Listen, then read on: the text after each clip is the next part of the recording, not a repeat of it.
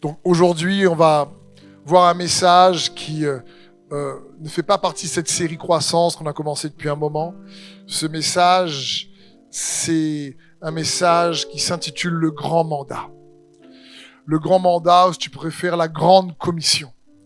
Parce que c'est important pour nous de comprendre qu'en tant qu'Église, qu'en tant qu'enfant de Dieu, Dieu nous confie une mission, un but, une cause, si tu préfères. Et il est bon de rappeler à l'Église, avec un grand E, et particulièrement nous, la famille destinée, que en tant qu'Église, il y a une cause à servir. Il y a plusieurs types de causes dans le monde. Il peut y avoir, il y a des gens qui ont pour cause sauver les pandas. Il y en a d'autres, c'est sauver Willy.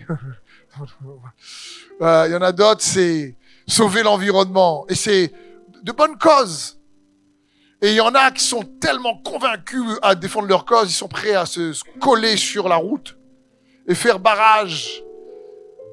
Et il faut bien comprendre que dans la vie, il y a plusieurs types de causes. Mais la cause de Jésus-Christ est la cause des causes. La cause de son royaume, c'est la cause des causes. Et je prie que le Seigneur augmente en nous cette passion de faire avancer la cause du roi et de son royaume. Son royaume rempli d'amour, riche en paix. Son royaume qui est invisible, mais bien tangible et bénéfique. Parce que cette cause, celle de Christ Jésus, de son royaume, en plus, est accompagnée des meilleures et des plus belles promesses. Et le Seigneur désire que nous puissions nous rappeler que l'Église, elle ne vit pas pour elle-même. L'Église avec un grand E dont nous faisons partie, vit pour faire avancer la bonne nouvelle du royaume de Dieu. Et il y a un mandat, on connaît ce mandat dans l'Église en général, connu sous la Grande Commission, où Jésus nous encourage, ce mandat vient de lui. Et j'aimerais peut-être remettre l'emphase, ou réactualiser, ou comme j'aime dire, peut-être upgrader, ou compléter notre compréhension de cette grande commission. Parce que c'est important de pouvoir vivre avec un but. Il n'y a aucun grand homme de Dieu, ou même aucun grand homme, aucune grande femme qui n'a pas servi une grande cause. Parce que c'est la grandeur de ta cause qui t'apporte de la grandeur. Vous comprenez? Si vous prenez, même par exemple Nelson Mandela, sa cause était noble.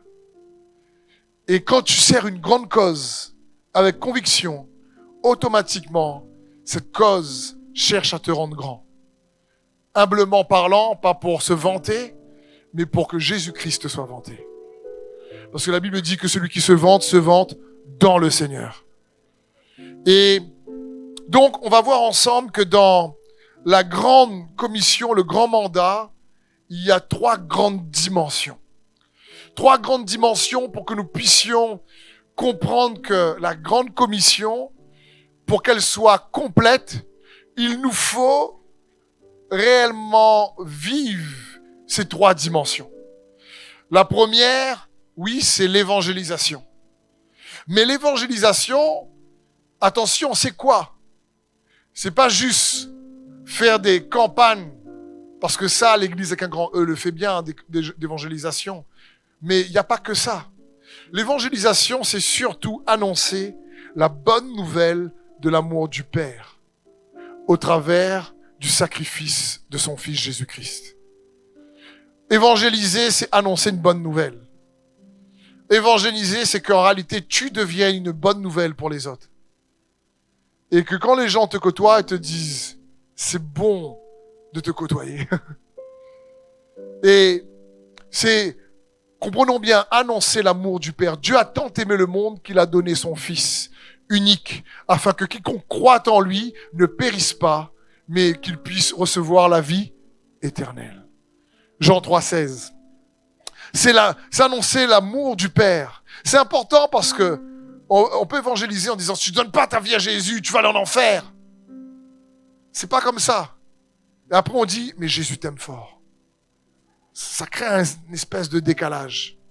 Arrête de pécher, sale pécheur. Tu vas brûler en enfer, mais Jésus t'aime. Ça marche pas. Il faut réaliser que le monde a besoin de réaliser que Dieu est un Dieu aimant. C'est un Père aimant. C'est pas un Dieu qui est assis sur son trône à côté de Neptune et Jupiter, avec une grande barbe et qui dit « Mais regarde à où, moi là. Je te regarde. » Traduction. Je te regarde. Et dès la première erreur, il dit « Ah! Tu vas goûter maintenant. Je vais te juger. » Et que tu t'approches de lui, tu es toujours dans un sentiment de condamnation. Est-ce qu'il va m'accepter? Il va m'accepter? Je suis tellement pas bien, je suis tellement pas... C'est pas ça. Il a voulu montrer l'expression de qui il était pleinement au travers de Jésus-Christ. Parce que la Bible dit que Jésus-Christ est l'expression parfaite du Père. La Bible dit que Dieu est lent à la colère et riche en bonté. Et il faut bien comprendre ça. Et ce que j'aime dans les Écritures, c'est que parfois, on voit même dans l'Ancien Testament, certains prophètes dépeignent Dieu comme un Dieu qui colérique, qui juge, repens-toi, ou sinon tu vas gagner un sac le coup. C'est-à-dire, Dieu va te corriger dur, quoi. Et il faut bien comprendre que, en réalité, quelqu'un qui connaissait bien Dieu, c'est le roi David. Et il savait que Dieu était compatissant. Il savait que Dieu était bienveillant. Et c'est ce que nous devons réaliser. Quand on parle d'évangélisation, c'est pas pour faire par devoir. Parce que comprenons bien, lorsqu'on agit par peur ou par devoir, cela, en réalité, n'implique pas naturellement notre volonté. Ça, quand quelqu'un fait quelque chose par peur, en réalité, il ne fait pas parce qu'il le veut. Il le fait parce qu'il est contraint par la peur. Et c'est pas du tout ce que Dieu veut. On peut pas dire à quelqu'un, donne ta vie à Jésus parce que sinon tu vas aller en enfer. L'enfer existe et Satan t'aime pas. Même si ça c'est vrai, Dieu veut pas que les gens le reçoivent avec foi parce que l'enfer existe ou que le diable détruit ou vole. Il veut que l'homme, librement, de son libre arbitre, le reçoive parce qu'il se sent aimé. C'est important pour nous de comprendre ça. C'est pour ça que notre rôle, c'est de partager avec notre style de vie, pas uniquement avec notre discours. Il faut que notre style de vie valide notre discours. Sinon, notre discours, c'est que du vent. Et il faut bien comprendre que, on va voir dans un instant, nos fruits évangélisent des fois bien plus que notre bouche.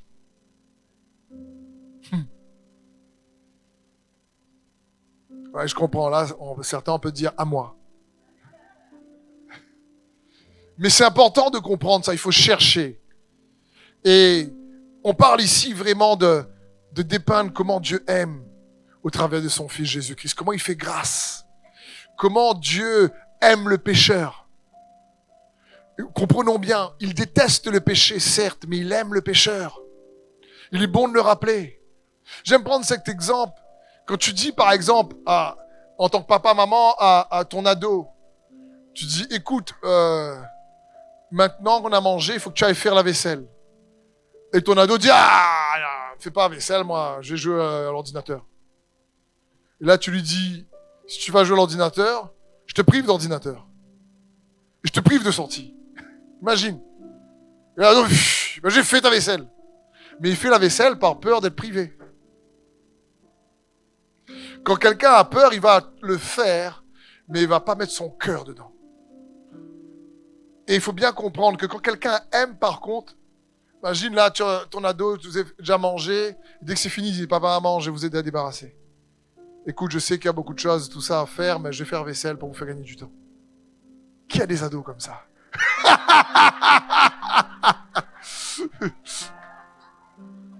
Non, papa, maman, écoute, je vois que vous avez une dure journée, mais je vois que vous m'aimez tellement que je veux que cet amour vous montre que je produis une réciprocité d'amour envers vous. Et donc, c'est pour ça que sans vous demander, je vais mettre aussi à vous servir. Et ensemble, de manière collaborative, on va prendre soin de la maison. C'est super ado. Il faut. Mais en réalité, on a déjà vu ensemble. Au départ, on a tous été ados. Hein. Moi, le premier, je me rappelle, on avait une vidéo qu'on a revue il y a quelques temps de ça, où ma maman me dit « Va faire la vaisselle, justement », et je réponds en créole, je traduirai après, « Tout le temps moi-même !» Ça veut dire tout le temps moi-même, quoi. Je devais avoir 12 ans. Donc, franchement, je regarde la vidéo. On voit la vidéo, on me dit tout le temps moi-même, énerve à moi, tout le temps moi-même. Quand je dis pas Johnny.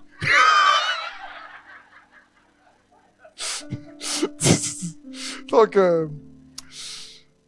je comprends les ados, on est remplis de compassion, on est passé par là. C'était une illustration. Mais la Bible dit que c'est pour la liberté que l'amour nous a libérés, afin qu'on utilise cette liberté pour aimer. Et non pas pour faire quelque chose selon notre propre volonté, cacher uniquement, faire quelque chose que pour nous. Et on se rend compte que pour gérer sa liberté, il faut beaucoup aimer. Et donc c'est pour ça qu'en tant qu'enfant de Dieu, on ne peut pas aimer Dieu si on n'a pas reçu son amour en premier. Parce que son amour est d'un autre niveau. Et évangéliser, c'est non seulement de partager l'amour de Dieu le Père, mais nous-mêmes, on va voir dans un instant, être transformés par cet amour. C'est un mandat que Jésus lui-même a donné à l'Église et à ses enfants. Dans Marc 16, par exemple, la Bible dit, et il leur dit, allez partout dans le monde et prêchez la bonne nouvelle à toute la création. Celui qui croira et qui sera baptisé sera sauvé, mais celui qui ne croira pas sera condamné. Voici les miracles qui accompagneront ceux qui ont cru. En mon nom, ils chasseront les démons, ils parleront de nouvelles langues, ils saisiront des serpents. S'ils boivent quelques breuvages mortels, ils ne feront point de mal. Ils imposeront les mains aux malades et les malades seront guéris. Le Seigneur, après leur avoir parlé, fut enlevé au ciel. Il s'assit à la droite de Dieu et ils s'en allèrent prêcher partout. Le Seigneur travaillait avec eux et confirmait la parole par les miracles qui l'accompagnaient. Donc, il dit, allez partout prêcher. Il ne donne pas forcément d'endroit précis, il est en train de dire diffuser. Prêcher, c'est diffuser l'amour du Père. Cet amour qu'on a reçu et qu'on doit véhiculer au travers de nous. C'est dans ce sens. Matthieu 28, 18, Jésus s'étant approché, leur parla ainsi. Tout pouvoir m'a été donné dans le ciel et sur la terre. Allez, faites de toutes les nations des disciples en les baptisant au nom du Père, du Fils et du Saint-Esprit et enseignez-leur à observer tout ce que je vous ai prescrit. Et voici, je suis avec vous tous les jours jusqu'à la fin du monde.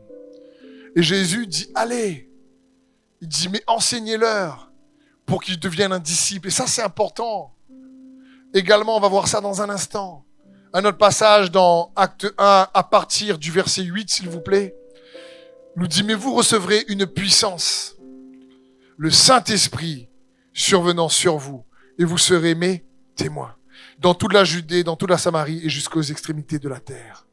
On voit bien que Dieu demande à ses enfants de partager cette bonne nouvelle parce que les gens souffrent. Le but, c'est pas d'évangéliser parce que réellement on veut que les gens réalisent qu'il y a l'enfer. Non, c'est parce que les gens souffrent. On veut les voir libres, on veut les voir dans la paix, on veut les voir dans l'espoir, on veut les voir restaurés. C'est pour ça que c'est important de prier en disant « Seigneur, donne-moi plus de compassion pour les autres ». Et ça, c'est une prière que j'encourage à faire tout le temps. « Seigneur, donne-moi plus de compassion. Plus de compassion pour les autres. » Et c'est le cœur de Dieu.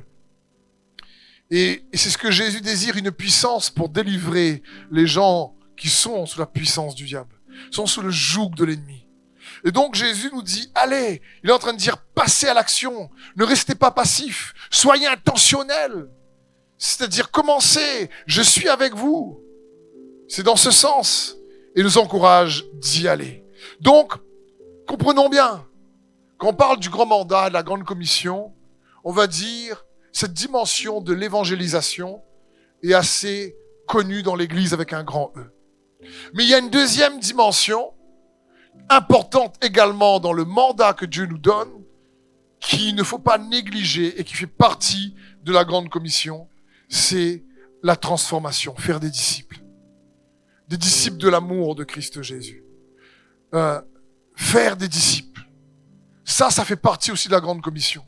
Et oui, je comprends, Jésus n'a jamais donné de méthodologie, de méthode, il n'a jamais dit comment. Donc chaque église a un peu sa manière de faire, chaque famille. Mais n'empêche que c'est des disciples ici, pas d'une religiosité, pas d'une tradition.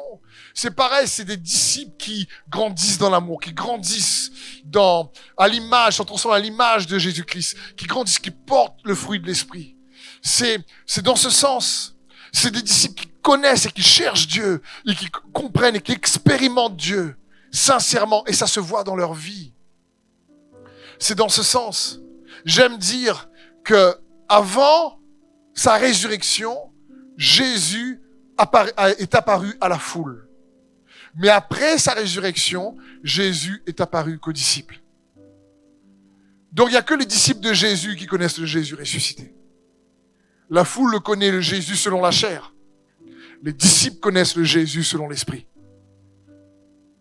Comme l'apôtre Paul, par exemple.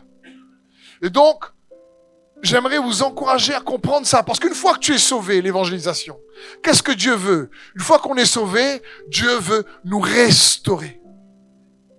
Il veut que tous les traumatismes, les peurs, les bleus de ton âme, qu'il y ait des guérisons. Il veut que tout ce que l'ennemi a fait, qui t'a traumatisé, qu'il y ait une guérison. Que tu sois libre de ça. Mais une fois que tu es restauré, qu'est-ce qu'il veut? Il veut aussi t'équiper. T'équiper en tant qu'enfant de Dieu. Être équipé avec sa puissance, équipé avec sa sagesse, équipé avec son amour. Nous n'avons pas, la Bible dit, reçu un esprit de peur, mais un esprit de force, d'amour et de sagesse. C'est dans ce sens. Et il veut t'équiper avec ça. Sauver, restaurer, équiper et empuissancer. Ça, c'est important. Mais vous recevrez une puissance. On ne peut pas connaître Jésus sans la dimension de la puissance.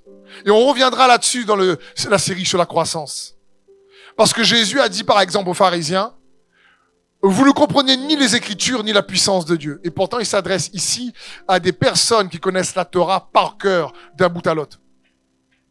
Mais il dit, vous ne pouvez pas réellement, parce que Dieu est esprit et ceux qui l'adorent doivent l'adorer en esprit. Ce n'est ni par la force humaine, ni par la puissance humaine, mais c'est par mon esprit. Et on a vu la semaine dernière que si on est né humain, on est né aussi de l'esprit. Et que c'est important de comprendre qu'il y a un environnement dans lequel on grandit qui est humain et avec nos sens on apprend des choses, mais il y a un autre environnement qu'on doit apprendre à grandir, c'est l'environnement du royaume de Dieu, parce que le royaume c'est aussi par l'esprit. Ce n'est pas le manger et le boire, mais c'est la justice, la paix et la joie par le Saint-Esprit. Et donc, c'est important aussi d'être équipé, de comprendre les activités de l'esprit, afin que, en tant que aussi être né de nouveau par l'esprit, lesquels sont nés de Dieu, comme on a vu la semaine dernière, nous dit l'apôtre Jean dans l'évangile de Jean, ils sont nés ni de la chair, ni du sang, ni de la volonté humaine, mais de Dieu. Parce qu'à ceux qui l'ont reçu, la parole, elle a donné le pouvoir de devenir, nous dit l'apôtre Jean, enfant de Dieu. Et comprenons bien, ça parle des disciples ici. Une fois que tu es sauvé, tu es restauré, tu es équipé, tu es en puissance et puis tu es envoyé pour briller pour Jésus. Et quand je dis tu es envoyé, il n'y a pas besoin d'être envoyé en Alaska. Envoyé dans ton travail, envoyé dans ta famille, qui est sous le joug déjà là et de faire la différence. Parce que dans le grand mandat, il y a la dimension de l'évangélisation, mais il y a la dimension du discipulat, qui cherche à devenir un disciple de Jésus. Tu cherches à connaître Dieu, pour te connaître toi. La Bible dit que la parole est comme un miroir. Pas un miroir uniquement qui voit Dieu, un miroir qui reflète toi. Parce que l'apôtre Jacques dit, celui qui a plongé ses regards dans ce miroir qu'est la parole, et qui ne la pratique pas, celui-là oublie qui il est. Il ne dit pas, celui-là oublie qui Dieu est. Il dit, celui-là oublie qui il est. Donc, être des disciples qui réellement sont façonnés par la parole et l'esprit, en connaissant Dieu. 2 Pierre 1, 2 nous dit que la grâce et la paix vous soient multipliées par la connaissance de Dieu et de Jésus-Christ notre Seigneur. Le mot grâce signifie que la faveur vous soit multipliée dans vos vies. Dans votre couple, dans votre travail, que la faveur vous soit multipliée et que la paix vous soit multipliée, peu importe où vous êtes. Comment? Par la connaissance. Et ici, ça parle pas d'une connaissance théorique, ça parle de la connaissance par l'expérience.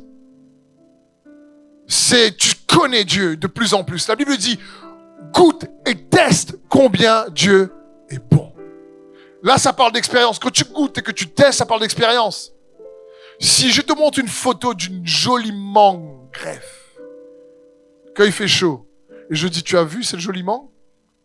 Et tu salives comme ça, tu dis, ah, j'aurais bien mangé cette mangue. C'est déjà joli la photo. Mais quand il fait chaud, que tu prends cette mangue bien fraîche et tu manges, là, tu as fait l'expérience.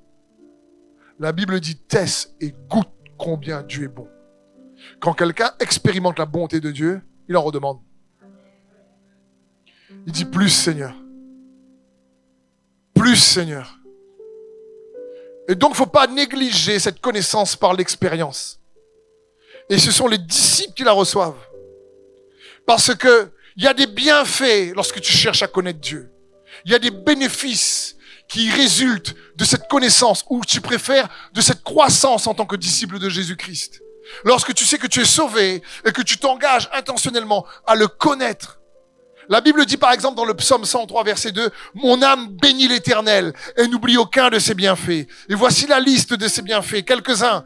C'est lui qui pardonne toutes tes iniquités, qui te guérit de toutes tes maladies. C'est lui qui te délivre de la fosse, de la vie de la fosse, qui te couronne de bonté, de miséricorde. C'est lui qui te rassasie de bien dans ta vieillesse. C'est lui qui te fait rajeunir comme l'aigle. Je veux dire, c'est juste incroyable. Il y a des bienfaits. Que tu cherches Dieu, il y a des bienfaits. Mais comprenons bien, il ne faut pas chercher Dieu pour les bienfaits. Il faut chercher Dieu pour qui il est. Et en le cherchant pour qui il est, la conséquence, c'est qu'on expérimente les bienfaits. Cherchez premièrement le royaume de Dieu et sa justice. Et toutes ces choses vous seront données par-dessus. C'est quoi le royaume? La cause de Christ. Le mandat de Dieu. Pour ses enfants, pour la communauté comme pour l'individu. Il dit ici les bienfaits, tu reçois le pardon de tes péchés, tu te sens plus coupable, condamné, tu es plus sous le poids de la culpabilité du péché. Il te dit je te donnerai la guérison, il parle de la santé, ça fait partie des bienfaits de Dieu. Il parle ici, je vais te protéger, te délivrer. Il dit je vais t'honorer dans ta vieillesse, tu seras rassasié de bien, c'est-à-dire de paix, pas uniquement de bien naturel, de bien spirituel, paix, joie. Je vais te rajeunir comme l'aigle. Et comme je disais hier, tu auras des pattes de joie, tellement tu ris. Pas des pattes d'oie, des pattes de joie. C'est tellement tu ris, tellement... Parce que quand tu sers Dieu, que tu apprends à le connaître, même s'il y a des défis dans la vie, même s'il y a des tempêtes, même si c'est compliqué, à ce moment-là, qu'est-ce qui se passe? Tu gardes sa paix, tu gardes son espérance, tu gardes sa joie. Et comme dit l'apôtre Paul, même en prison, réjouissez-vous dans le Seigneur, je le répète, réjouissez-vous. Et c'est ça que Dieu désire, que tu cherches à le connaître, il y a une belle conséquence, il y a un fruit. C'est comme, je prends un autre exemple. Si un homme et une femme veulent se marier parce qu'ils croient que le but du mariage, c'est de les rendre heureux, ben, ils se trompent. Désolé, mari et femme, si vous croyez que je vais me marier pour être heureux. Je vais me marier avec lui ou elle parce que lui, il sait ou elle sait me rendre heureuse. Oui, aïe, yo, bonhomme. Mon cousin mauricien. Je veux dire, non, le but du mariage, Dieu l'a créé pour que l'homme et la femme glorifient Dieu, honorent Dieu dans leur relation, le connaissent et par l'amour que Dieu leur donne, cet amour-là se transmet l'un envers l'autre. Et le mariage était donné pour une illustration d'une relation intime entre Christ et son épouse. C'est ce que l'apôtre Paul dit dans Éphésiens. Il y a un mystère dans le mariage parce qu'il y a une relation intime qui illustre comment Dieu veut être intime avec l'homme. C'est juste incroyable. Et la conséquence d'un mariage qui cherche à glorifier Dieu, c'est qu'il va marcher dans plus de bonheur. Il va être plus heureux. Le côté heureux est la conséquence. Le côté plus de paix, plus de joie est la conséquence. C'est important, c'est pareil que quand tu pries. Si on prie et que on cherche Dieu pour toujours y répondre à nos besoins parce qu'il donne des bienfaits. Donc, il faut que j'expérimente un peu ces bienfaits. Le problème quand on prie, qu'on est motivé par nos besoins, c'est quoi? C'est qu'il y a deux choses qui peuvent se produire. Soit Dieu ne répond jamais aux besoins, et à ce moment-là, tu te décourages. Soit Dieu répond à nos besoins, et des fois, une fois qu'il a répondu, on ne le cherche plus. Parce que ce qui nous motivait, c'était juste qu'il réponde à nos besoins. Et même si la prière intègre le fait que Dieu réponde à nos besoins, on a déjà vu ensemble que le but de la prière, premièrement, n'est pas de répondre à nos besoins. C'est que dernièrement, même si c'est biblique aussi que Dieu répond à nos besoins, mais Dieu dit quand vous priez, dites notre Père qui es aux cieux, que ton nom soit sanctifié, que ton règne vienne, que ta volonté soit faite. D'abord, c'est parce qu'on prie pour que sa cause vienne. Au travers de ta vie. Parce qu'on n'est pas sauvé pour aller au ciel tout de suite, on est sauvé pour amener le ciel tout de suite. Que son règne vienne. Que la paix qui est au ciel, que la justice qui est au ciel, que la joie qui est au ciel vienne en toi. C'est dans ce sens. C'est ce qu'il désire. Et quand tu cherches, tu cherches son règne pour prier. Tu cherches à être transformé lorsque tu prêtes édifier. Tu réclames ses promesses et tu fais des décrets. Tu déclares. Tu emmènes la vie dans ce que tu déclares. Ensuite, tu partages tes besoins. Il y a plusieurs priorités. On a vu ça ensemble. Et c'est important aussi la prière. Et quand on cherche Dieu, Dieu récompense ceux qui le cherchent. Tu le cherches lui. Et automatiquement, il va répondre à des besoins au-delà de ce que tu peux demander ou penser. C'est comme pour le mariage. Quand tu as un homme ou une femme qui cherche à honorer Dieu, sincèrement, les bénéfices, même s'ils ne sont pas parfaits, ça va être que le couple va grandir dans la paix, dans l'espérance et dans la joie. Après, je comprends que parfois c'est compliqué lorsque le mari ou la femme n'est pas dans le Seigneur. Mais vous savez, des fois, les deux dans le Seigneur, et c'est compliqué quand même. C'est pour ça qu'on fait des fois les séminaires de couple. Maintenant que personne ne se sente coupable, qu'on a déjà dit dans le séminaire de couple, un couple parfait, ça n'existe pas. Et avoir un couple solide, c'est un dur travail. Maintenant, c'est pas parce que ton couple est bien que ça veut dire que vous ne disputez pas. C'est-à-dire que ça peut arriver des désaccords. Mais l'idéal, c'est que ce soit le moins possible. Et le moins virulent possible. Amen. Donc, il y a la dimension de l'évangélisation, la dimension de la transformation en tant que disciple. Un disciple qui est transformé par la parole, par l'esprit, et qui, vous compreniez, gagne en capacité spirituelle. Sa foi est fortifiée. Donc, quand ta foi est fortifiée, qu'est-ce qui va se passer? Il y a quelque chose en toi qui va changer. Et quand la foi augmente, vous savez, un indicateur qui nous permet de voir que la foi augmente, c'est notre manière de parler. J'ai cru, c'est pourquoi j'ai parlé. Ça, c'est important. La Bible dit dans 1 Corinthiens 13, 11, lorsque j'étais un enfant, je parlais comme un enfant. Je raisonnais comme un enfant. Lorsque je suis devenu un homme, j'ai fait disparaître ce qui était de l'enfant. Donc, quand ta foi est fortifiée, tu apprends à utiliser l'arsenal du ciel différemment. Tu apprends à t'équiper avec sa parole, à déclarer sa vie, ses promesses dans ta vie. C'est différent. Je veux dire, ton discours change. Je sais pas si par exemple, avant de connaître Christ, dans une phrase, tu disais 10 jurons. Et que 10 ans après, dans la même phrase, tu dis 9 jurons. Il y a un progrès. Mais 10 ans,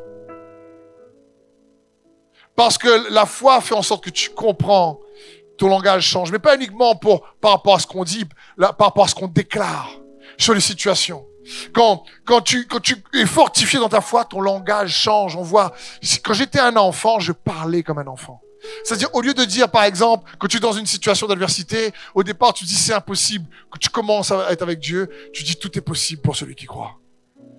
Quand tu commences à grandir dans la foi, à un moment donné, tu dis peut-être que j'ai pas assez de temps. Tu dis non, Dieu va me donner la sagesse pour m'organiser autrement. Ou sinon, quand tu grandis dans la foi, tu dis, écoute, dans ma vie, j'ai connu beaucoup d'échecs. Au lieu de dire ça, tu dis, hey, tu sais quoi, j'ai appris beaucoup d'expérience. Donc, quand tu grandis dans la foi, au lieu de dire, il n'y a pas de solution, tu dis, mais avec Dieu, comme il est écrit dans les psaumes, il y a 1001 solutions. Ton langage change. Au lieu de dire, mais moi, je peux pas, j'arriverai pas, tu dis oui, mais si moi, je peux pas, par sa grâce, c'est possible. C'est dans ce sens. Dans la foi, quand tu dis, mais on n'est pas assez nombreux, tu es capable de dire avec foi, oui, mais avec Dieu, je peux faire la différence. C'est dans ce sens, le langage change. Que tu, en tant que disciple, grandis dans la foi. C'est pour ça que la parole de Dieu dit que le faible dise, je suis fort. Que l'aveugle dise, je peux voir. Que le pauvre dise, je suis riche. Qu'est-ce qu'il est en train de dire là? Il dit à un moment donné là, si tu arrives faible, tu comprends que tu es plus tout seul, qu'il est l'Emmanuel, qu'il est avec toi. Et quand j'étais un enfant, je parlais comme un enfant. Quand j'étais un enfant, je pensais comme un enfant. Mais quand je suis devenu adulte, j'ai abandonné ce qui venait de l'enfant. Le discours change. Quand tu sais que tu regardes ton futur et tu dis, mais Dieu m'a déjà devancé dans mon futur. Au lieu de dire, le monde va mal, là, c'est compliqué, là. Demain, là, oh là là. Tant qu'à mes enfants, dans quel contexte ils grandissent tellement compliqué, là, ma peur.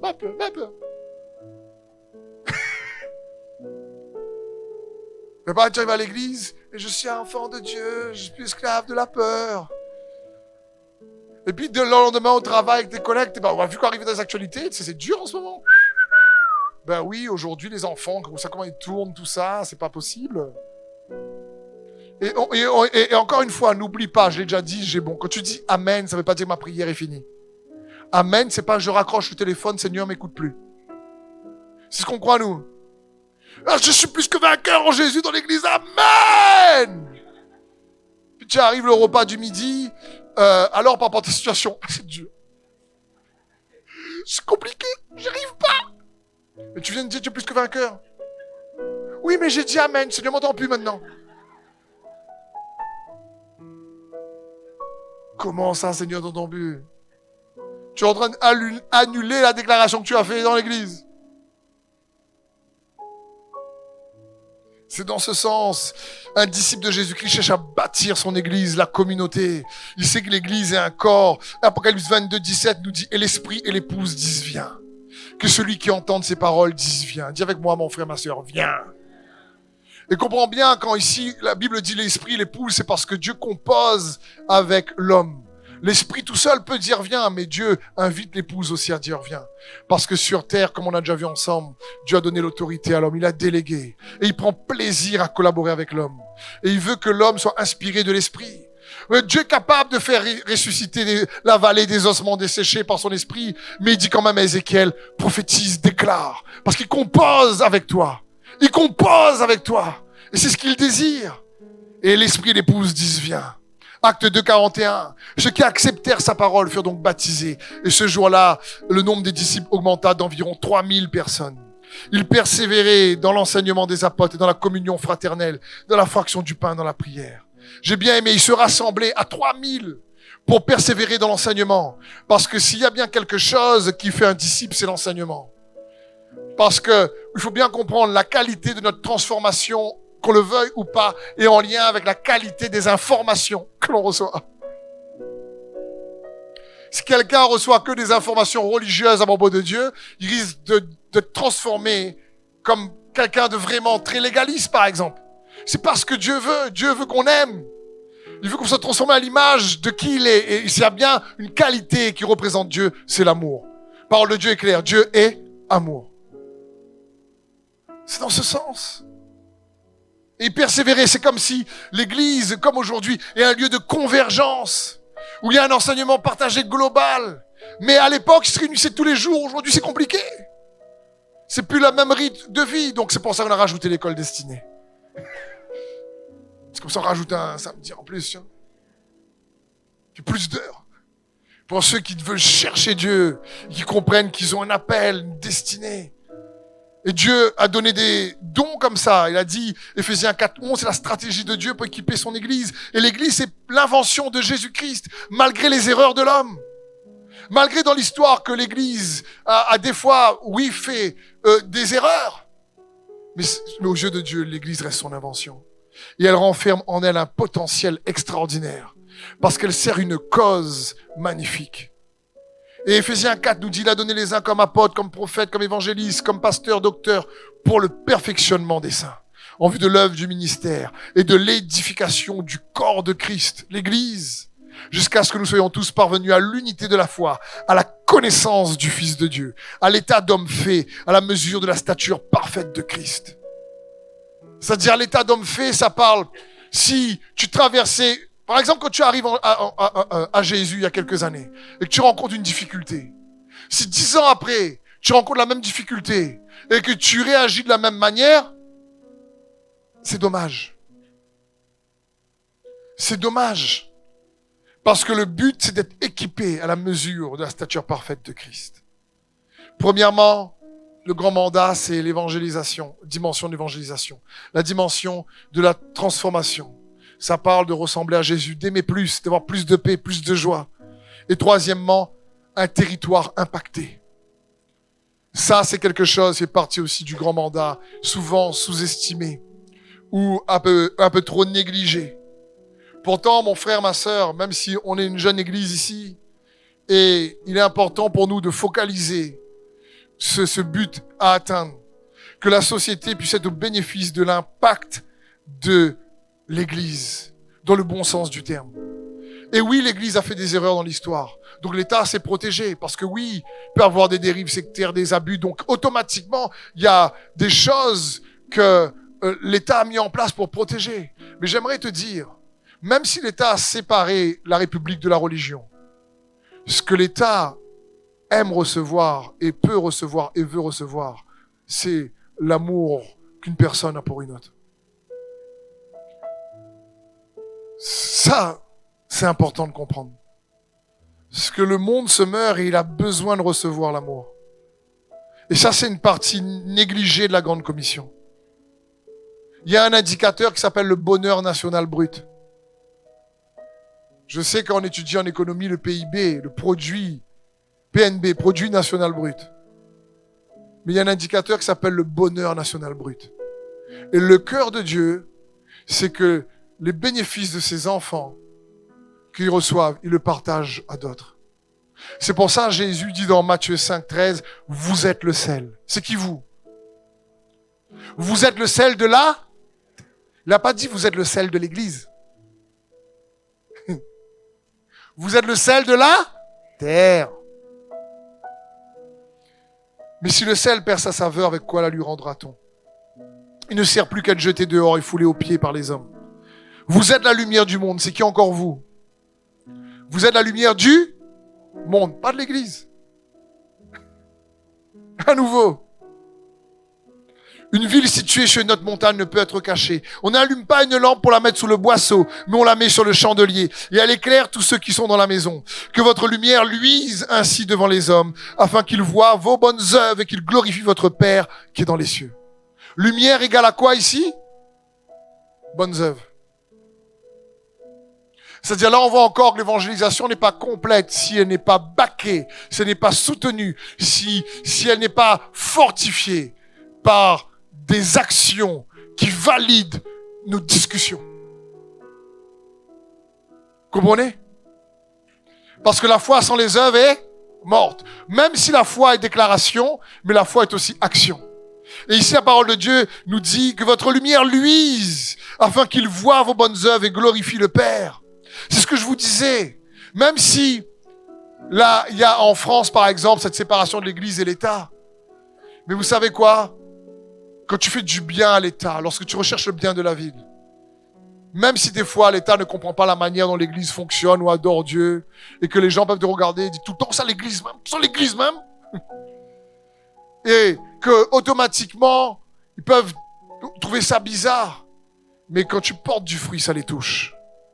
Parce que la Bible dit dans Galates 5, 22, au contraire, voici ce que l'Esprit Saint produit, l'amour, la joie, la paix, la patience, la bonté, le service, la confiance dans les autres, la douceur, la maîtrise de soi. La loi n'est sûrement pas contre ces choses-là. Tu vas voir un policier qui arrive et dit, tu fais trop de bien, toi. Je vais t'arrêter. Tu aimes trop les gens, chenapan. Pourquoi tu donnes du goût à la société comme ça, tu ajoutes autant de valeur ajoutée? Par ta faute, la société va trop bien. La Bible dit que la loi là n'existe pas pour les choses justes, elle existe pour ce qui est injuste. Quand il y a une infraction, quand il y a... Oui, là, automatiquement. C'est pour ça que l'apôtre Paul dit, mais le fruit de l'esprit, la loi n'est pas contre ces choses. Et le fruit de l'esprit, c'est un disciple qui a grandi en Jésus-Christ. Il le manifeste au travers de qui il est et de ses œuvres. Franchement, la nation en a besoin. J'ai déjà dit, mais il est bon de le répéter, il y a quelques années de ça, je discutais avec le président d'une collectivité ici à La Réunion, qui est président maintenant, et il me disait, lors d'une discussion, pour moi, la nation française est soutenue par deux piliers, la République et la religion. Et je lui dis oui, certes, parce que la République est là pour produire de meilleures lois. normalement. Mais l'Église est là pour produire de meilleurs hommes. Parce qu'il n'y a que Jésus qui change les cœurs. Parce que tu peux faire les meilleures lois que tu veux. Et tu peux mettre loi sur loi, répression sur répression. C'est pas ça qui change l'intérieur. Mais quand les gens rencontrent l'amour de Christ, ça les transforme de l'intérieur.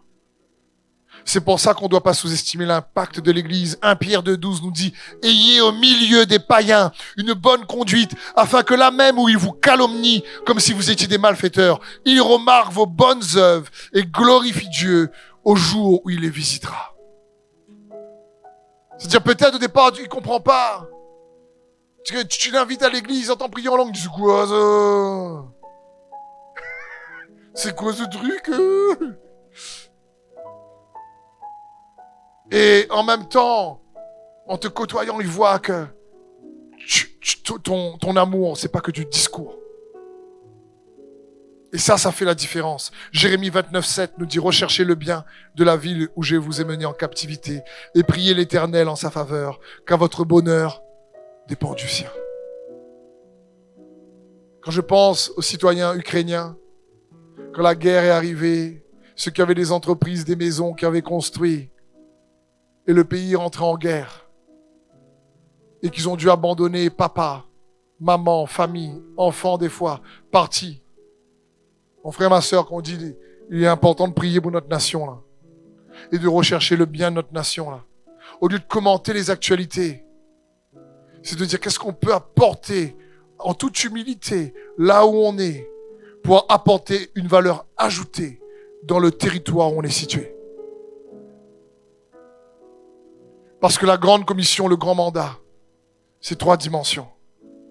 L'évangélisation, la transformation à l'image de Jésus-Christ, ce disciple-là, faire des disciples, et l'impact, l'influence, apporter une valeur ajoutée au territoire. Faire tout pour que nous puissions réellement améliorer la qualité de vie. Non seulement de ceux et celles qui sont au milieu de nous, avec nous, mais comment on peut améliorer la qualité de vie de ceux qui nous entourent. On va, dans les jours qui viennent, avoir la semaine de jeûne. Et j'aimerais vous encourager à comprendre que le jeûne, c'est pas juste sacrifier un repas. C'est chaque jour, demande à Dieu, qu'est-ce que tu peux faire de bon pour quelqu'un d'autre? Envoie un texto d'encouragement, par exemple. Si tu n'as pas l'habitude d'écrire à ta femme, chérie, je t'aime, tu me manques, fais. Ou tes enfants, fais. Ou si tu n'as pas l'habitude à faire ton époux, fais. Demande au Seigneur, qui je peux aider? Seigneur, qui je peux soutenir? Prie pour que la puissance du péché n'ait moins d'effet possible sur toi. Pour pas s'offenser facilement. Pour pas se mettre en colère facilement. Ce genre de choses. Demande au Seigneur, mais attends, qui je peux aider? Je sais pas. Mais dans Isaïe 58, le jeûne que Dieu aime, c'est lorsqu'on dénoue les liens, lorsqu'on ôte le joug, lorsqu'on prend soin des autres. C'est à de tels sacrifices que Dieu prend plaisir. Tu veux empuissancer la période de jeûne à côté du temps de prière et peut-être de sacrifices de repas que tu peux faire. Cherche à confirmer la foi par des actions imbibées de son amour. Ça aussi, ça nous permet de faire avancer la cause du grand mandat et la grande commission. Amen. Père, je veux te remercier pour ta présence. Te remercier pour ta grâce, te remercier pour ce moment, pour mes frères et mes sœurs. Je demande de nous saturer de ta merveilleuse et glorieuse présence. Viens, Seigneur, mettre en nous cette faim, cette soif de voir ta cause avancer. En tant que famille d'église ici à Destinée, en tant que personne, en tant qu'individu, en tant que couple, en tant que famille. Augmente notre soif de voir les autres avoir une rencontre avec ton amour. Oui, Saint-Esprit, augmente notre soif de désirer être comme Jésus. Et augmente notre soif d'être ce sel qui apporte de la saveur, de cette lumière qui brille à cause de ces œuvres justes qu'elle manifeste. Seigneur, oui, aide-nous. De nous-mêmes, nous ne pouvons pas. Mais fais-nous grâce. Fais-nous miséricorde et grâce. Pour que dans tous ces domaines, nous puissions grandir. Et que par ta main puissante, tu fasses réussir tous nos désirs de faire le bien. Et que par ta main puissante, tu rendes parfaite l'œuvre de notre foi. Que notre foi nous fait entreprendre pour que Jésus, tu sois honoré en nous. Et que nous puissions être honorés en toi. À toi la gloire, la louange et l'honneur. Dans le nom de Jésus. Amen. Est-ce qu'on peut juste acclamer le Seigneur, frères et sœurs? Merci d'avoir suivi ce message. J'espère que ce message a fortifié votre foi. Merci également pour tous ceux et celles qui nous soutiennent au travers de votre générosité. Vous avez en bas de votre écran un QR code qui vous conduira vers une page qui s'intitule jeveuxbénir.com. Merci de nous aider à propager sa parole. D'ailleurs, si ce message a fortifié votre foi et que vous connaissez quelqu'un de votre entourage qui aurait besoin de l'entendre, n'hésitez pas à lui partager ce message. Aussi, je vous encourage, si vous le souhaitez, à vous abonner à notre chaîne YouTube. Nous avons des messages nouveaux chaque semaine.